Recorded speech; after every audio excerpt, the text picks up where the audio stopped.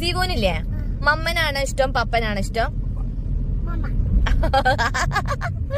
പിന്നില്ലേ ജീവ സജാദിനാണോ ഇഷ്ടം പപ്പനാണോ ഇഷ്ടം?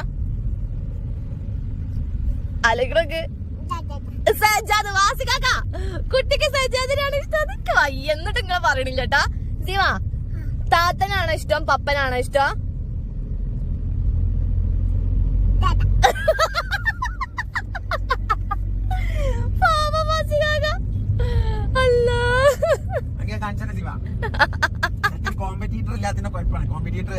ശിവ മമ്മനാണ് ഇഷ്ടം എനിക്ക് സജാദിനാണോ ഇഷ്ടം?